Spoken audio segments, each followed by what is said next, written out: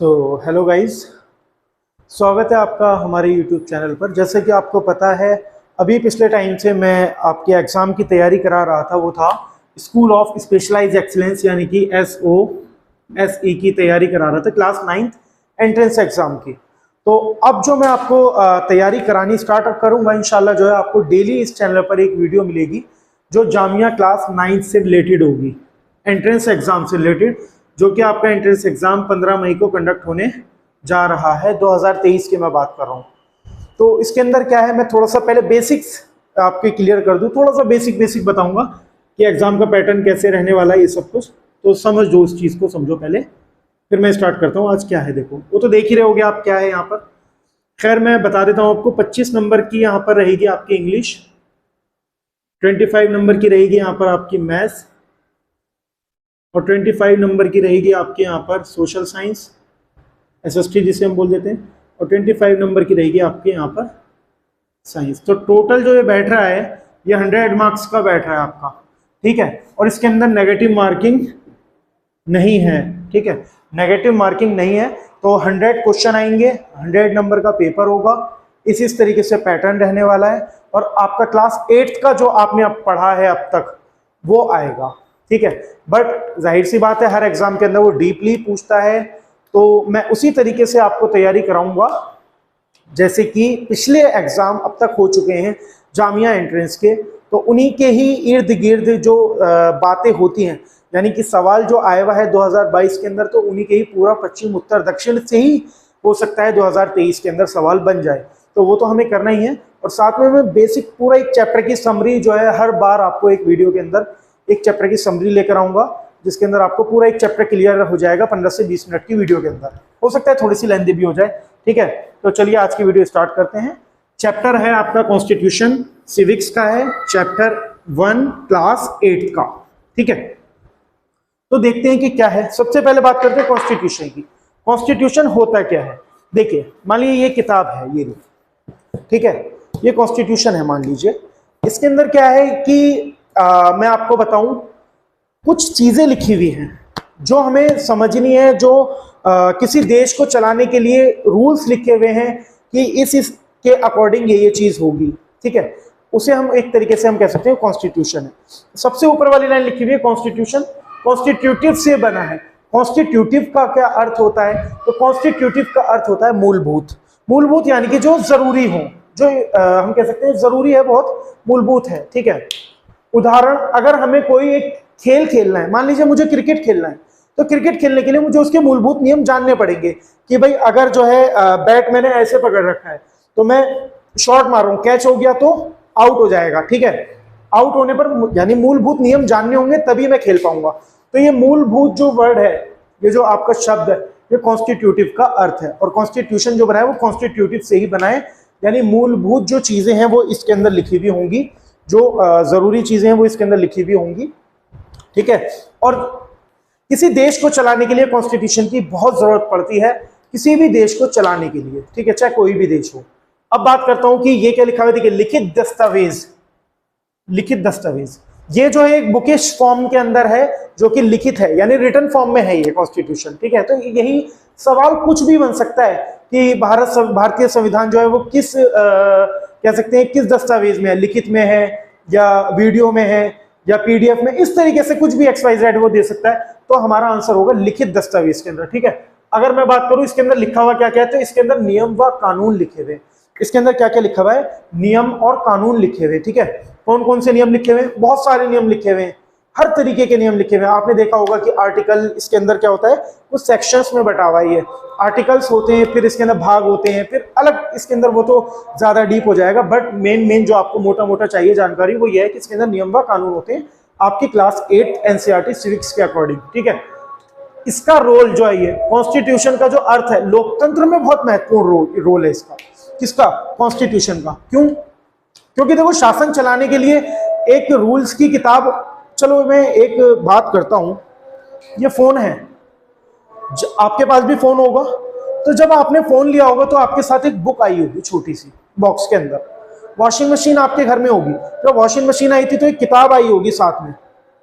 कोई भी XYZ चीज, XYZ आप कुछ भी ले लीजिए, एक साथ में किताब जरूर आती है। वो किताब क्यों आती है? इसको देखने के लिए कि इसके क्या क्या फीचर्स हैं, कैसे कैसे काम करना है, किस तरीके से काम करना है। तो इसी तरीके से देश को चलाने के लिए एक किताब है जिसका नाम है संविधान। ठीक है, तो ये हमें पता होना चाहिए, जिसके अंदर सभी कुछ चीजें लिखी हुई है। अब एक इंपॉर्टेंट पॉइंट है कि संविधान सभा का गठन कब हुआ था? वो हुआ था 1946 के अंदर हुआ था। कब हुआ था? 1946 के अंदर हुआ था। ठीक है, संविधान सभा का जो गठन हुआ था। ठीक है, अब संविधान के अंदर कुछ जो है मौलिक अधिकार हमें दे रखे हैं, फंडामेंटल राइट्स दे रखे हैं, जो कि हैं कितने? 6 हैं हमारे पास फंडामेंटल राइट्स। कितने हैं? 6 हैं हमारे पास। एक तो है समता का अधिकार, जीवन और स्वतंत्रता का अधिकार, शोषण के विरुद्ध अधिकार, एक है धार्मिक स्वतंत्रता का अधिकार, शिक्षा और संस्कृति का अधिकार, संवैधानिक उपचार का अधिकार। ठीक है, तो ये जो है हमारे अधिकार हैं। कितने हो गए? 6 अधिकार हैं हमारे पास टोटल। तो कभी कभार ऐसा आता है कि ऑप्शन के अंदर लिखा आ जाएगा, ऑप्शन ए तो मान लीजिए ये हो गया जीवन और स्वतंत्रता का अधिकार। ठीक है, ऑप्शन बी हो गया शोषण के विरुद्ध अधिकार, ऑप्शन सी हो गया समता का अधिकार, और ऑप्शन डी यहां लिख देगा, वो लिख देगा कार्य करने का अधिकार। तो देखो इसके अंदर पूछ लेगा कौन सा हमारा फंडामेंटल राइट नहीं है, तो डी ऑप्शन हमारा है जो कि फंडामेंटल राइट नहीं है। ये हमारा फंडामेंटल राइट नहीं है, कार्य करने का अधिकार। ठीक है, तो कार्य ये जो आपको दिख रहे हैं यहाँ पर 6, ये हमारे फंडामेंटल राइट्स हैं, बाकी और कुछ फंडामेंटल राइट्स नहीं है। बट कार्य करने का अधिकार जो है हमारा कोई भी फंडामेंटल राइट नहीं है। ठीक है, तो ये हमें ध्यान में रखना है। और मैं आगे देखूं नेपाल में, देखिए सुनिए, अब मैं एक बात करता हूं लोकतंत्र की और एक बात करता हूं राजतंत्र की। 2 तरीके का शासन होता है, एक तरीके का होता है लोकतंत्र और एक तरीके का होता है यानी कि राजतंत्र। मैं बात करूं यहां पर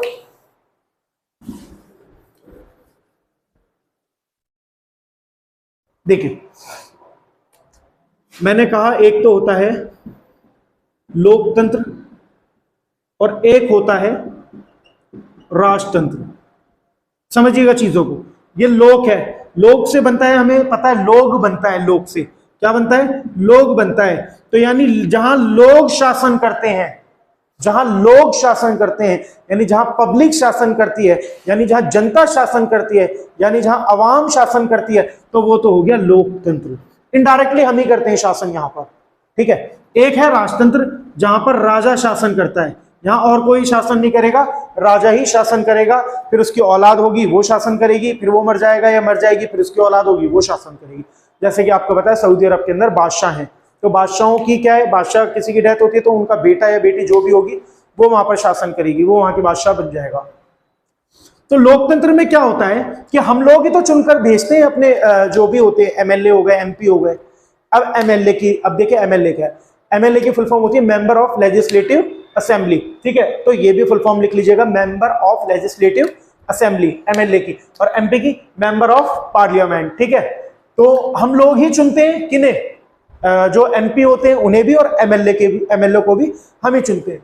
तो यानी अगर एमपी जिस भी पार्टी के ज्यादा होंगे वो प्राइम मिनिस्टर, उस यानी कि उस पार्टी का जो भी कैंडिडेट होगा वो प्राइम मिनिस्टर बनेगा। तो यानी हमने ही तो चुनकर भेजा है ना एमपी को, हमने ही चुनकर भेजा है एमपी को। तो उन्होंने जो है अपनी पार्टी का एक जो मुखिया है, मेन है, उसका नाम रख दिया, जैसे कि प्राइम मिनिस्टर मोदी है, मोदी जो है वो प्राइम मिनिस्टर है। ठीक है, और हमने ही जो है सभी उनको वोट दिया है, एमपीज को। ठीक है, याद रखिएगा एमपीज को हमने वोट दिया था, हमने प्राइम मिनिस्टर मोदी को वोट नहीं दिया था, हमने एमपी को वोट दिया था अपने एरिया में। वो भी कहीं के एमपी के लिए खड़े हुए होंगे, बट यहाँ के एमपी जो भी, आपके एरिया के एमपी अलग होंगे, हमारे एरिया के एमपी अलग है। ठीक है, तो जिस भी पार्टी के सबसे ज्यादा एमपी होते हैं उसका प्राइम मिनिस्टर होता है। और एमएलए के अंदर क्या होता है, जिस भी पार्टी के सबसे ज्यादा एमएलए होते हैं, मेंबर ऑफ लेजिस्लेटिव असेंबली होते हैं, तो उसके क्या होते हैं, चीफ मिनिस्टर होता है। यानी दिल्ली के अंदर अगर देखिए, अब थोड़ा सा बात घूम गई, वो ये है कि अगर चीफ मिनिस्टर की मैं बात करूं तो दिल्ली में चीफ मिनिस्टर कौन है, अरविंद केजरीवाल है। अरविंद केजरीवाल की कितनी सीटें आई थी लास्ट टाइम, 67 आई थी, बट आई थिंक अब 62 या 63 है, जितना मुझे याद है, 7 या 8 कम है, इसमें कंफ्यूजन है थोड़ा सा, आप देख लीजिएगा। पहले 67 आई थी, बट इस बार जो है 62 या 63 है। और दूसरा, टोटल सीट्स कितनी है, यानी विधानसभा कितनी है, तो 70 विधानसभाएं दिल्ली के अंदर। कितनी विधानसभाएं, 70 विधानसभाएं। तो जिसकी सबसे ज्यादा होंगी उसी का चीफ मिनिस्टर बनेगा। यानी वोट तो हमने दिया है ना, हमने अरविंद केजरीवाल को वोट नहीं दिया था, हमने अपने एरिया के एमएलए को वोट दिया था। तो एमएलए, जितने ज्यादा एमएलए हुए उनकी पार्टी का जो है एक चीफ मिनिस्टर बनेगा, ठीक है। तो यानी लोग ही शासन करते हैं, और इंडिया एक ऐसा देश है, इंडिया के और भी बहुत सारे देश है जहां पर लोग शासन करते हैं, यानी लोकतंत्र है, लोगों का शासन है, ठीक है।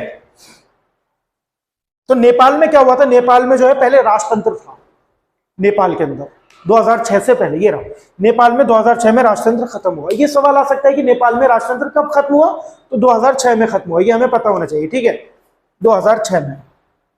आगे करते हैं, अलग अलग विषयों पर कानून बनाने का अधिकार। देखिए अलग अलग विषय हैं, अलग अलग सब्जेक्ट्स हैं, उन पर कानून बनाने का अधिकार किसे है, तो केंद्र तथा राज्य है। अब केंद्र क्या है, जो सेंट्रल गवर्नमेंट है, और एक होती है स्टेट गवर्नमेंट, यानी सेंट्रल गवर्नमेंट जो इस टाइम जो है बीजेपी की सरकार है, यानी कि प्राइम मिनिस्टर मोदी, और जो राज्य है, राज्य तो खैर ये तो दिल्ली तो राजधानी है, मान लीजिए यूपी ले लीजिए, वो एक राज्य हो गया, तो वहां पर जो है वो योगी आदित्यनाथ जी की सरकार है। तो इन दोनों का अधिकार है, केंद्र और राज्य को मिलकर जो है ये क्या कर सकते हैं, विषयों पर कानून बनाने का इनको अधिकार है, किसी भी विषय पर, जो भी विषय चल रहे हैं, जो भी विषय बनाना चाहते हैं। अब क्या है, हमारे मूल कर्तव्य भी है संविधान के अंदर, कि भाई मूल कर्तव्य भी है हमारे संविधान के अंदर, ठीक है। वो कितने हैं टोटल, देख लेते हैं। देखो मेन क्या क्या है इसके अंदर, मान लीजिए संविधान का पालन करना, ये हमारा मूल कर्तव्य बनता है कि संविधान का हमें पालन करना है। ये नहीं है कि हम किसी को भी गाली दे दें, किसी को भी हम गाली दे दें, क्यों, क्योंकि हमें तो भैया क्या है, जीवन और स्वतंत्रता का अधिकार है। अब ऐसी स्वतंत्रता थोड़ी ना है हमारे पास, ऐसी फ्रीडम थोड़ी ना है हमारे पास कि हम उसको गाली दे दें, नहीं, क्यों, क्योंकि हमें जो है कर्तव्य, जो हमारा मूल कर्तव्य वो है संविधान का पालन करना है, ठीक है। अगला, राष्ट्रध्वज और राष्ट्रगान का सम्मान करना, यानी जहां भी आपको राष्ट्रध्वज दिखाई दे पड़ा हुआ जमीन पर, तो उसे उठाकर कहीं ऊपरी जगह पर रख दीजिए, जिससे कि वो लोगों के पैरों में ना आए। राष्ट्रगान जो है उसका सम्मान करना चाहिए हमें, जो कि आपने पता होगा, आपके स्कूल के अंदर हर असेंबली के बाद होता है, जन गण मन अधिनायक जय है, ठीक है। तो ये हो गया राष्ट्रगान का सम्मान करना। अब आगे पढ़ते हैं, सार्वजनिक संपत्ति की रक्षा करना। सार्वजनिक संपत्ति यानी कि जो सरकारी संपत्ति है, जो बाहर की संपत्ति है, जैसे पार्क, सार्वजनिक पार्क होते हैं सारे के सारे, जिस पर किसी प्राइवेट का हक नहीं होता, यानी मेरा हक नहीं है, मेरा जो बराबर में पार्क है उस पर मेरा अकेले का हक नहीं है, उस पर सबका हक है, मेरा, मेरे पड़ोसी का, पूरे गली का, पूरे मोहल्ले का, पूरे एरिया का, पूरे स्टेट का, हर किसी का हक है उसके ऊपर। लेकिन उसके अंदर ये ना हो कि वो जानवर ला रहे हैं, उसके पेड़ जो है वो तोड़ रहे हैं, और जो है वहां पर पेड़ों को जो है, टहनियों को तोड़ रहे हैं, पत्तों को तोड़ रहे हैं, ऐसा नहीं होना चाहिए वहां पर, ठीक है। तो सार्वजनिक जगहों को नुकसान नहीं पहुंचाने, ये हमारा क्या है, मूल कर्तव्य है। और हिंसा से दूर रहना, ये भी हमारा क्या है, मूल कर्तव्य। अब देखिए सवाल कैसे बनती है इसके अंदर, सवाल ऐसे बनेंगे, आपको ये ऑप्शन दे देगा, हिंसा से दूर रहना, सार्वजनिक संपत्ति का रक्षा करना, राष्ट्रीय ध्वज का सम्मान करना, और समता का अधिकार, इस तरीके से दे देगा, और बोल देगा इनमें से कौन मौलिक अधिकार है। तो देखेंगे बच्चे तो यूं बोलेंगे यार ये भी पॉजिटिव पॉइंट है, ये भी पॉजिटिव पॉइंट है, ये भी पॉजिटिव पॉइंट है, और ये भी पॉजिटिव पॉइंट है। तो बट पूछा क्या है, मौलिक अधिकार पूछा है इन्होंने, क्यों, क्योंकि ये तो मूल कर्तव्य है हमारे, मौलिक अधिकार तो है हमारा समता का अधिकार, ठीक है, समझ रहे हो। इस तरीके से सवाल बनेंगे आपके एग्जाम के अंदर। कुछ और भी हैं क्वेश्चंस इसके अंदर, मैं बताता हूं आपको, एक मिनट रुकिए। देखिए सवाल आया हुआ ये, हाँ, यदि 13 साल का बच्चा एक कालीन के कारखाने में मजदूरी करता है तो कौन से अधिकार का उसका उल्लंघन हो रहा है, ये सवाल आ सकता है। बिल्कुल इस तरीके के सवाल जरूर आएंगे स्टेटमेंट बेस्ड, यानी स्टेटमेंट क्या कि आपको एक स्टेटमेंट दे देगा और पूछ लेगा कौन से अधिकार का हनन हो रहा है। तो यहां पर कौन सा क्या था सवाल कि 13 साल का बच्चा है, ठीक है, और वो कारखाने में मजदूरी कर रहा है, तो उसके कौन से अधिकार का हनन हो रहा है, तो उसका हो रहा है शोषण के विरुद्ध, या शोषण के विरुद्ध अधिकार का उसका हनन हो रहा है, उसका वहां पर शोषण हो रहा है, ठीक है। तो ये हमें पता होना चाहिए। आगे, यदि किसी राज्य का नेता कोई दूसरे राज्य के लोगों को अपने राज्य में काम करने से रोकता है तो कौन सा अधिकार उसका हनन हो रहा है, तो उसका हो रहा है स्वतंत्रता का अधिकार, जो है, जो उसकी स्वतंत्रता है, उसके ये रहा, जीवन और स्वतंत्रता का जो अधिकार है वो, यानी कोई भी राज्य सरकार नहीं रोक सकता कि, यानी कि मान लीजिए दिल्ली में अरविंद केजरीवाल ये नहीं कर सकते कि दिल्ली के जो मजदूर हैं वो दिल्ली में ही काम करेंगे, वो ऑल ओवर इंडिया कहीं भी काम कर सकते हैं जाकर, ठीक है। क्यों, क्योंकि उन्हें जीवन और स्वतंत्रता का अधिकार है, उन्हें क्या, हमें भी जीवन और स्वतंत्रता का अधिकार है, ठीक है। एक सवाल है, यदि किसी जनसमूह को राजस्थान में तेलुगु माध्यम का स्कूल खोलने की अनुमति नहीं दी जाती, यानी कि राजस्थान में तेलुगु मीडियम स्कूल खोलने की अनुमति नहीं दी जाती, कोई एक संस्था है या कोई भी एक स्कूल बना है, राजस्थान में बना, और राजस्थान में जो है तेलुगु मीडियम स्कूल खुला, तो वहां खोलने नहीं दिया जा रहा उन्हें।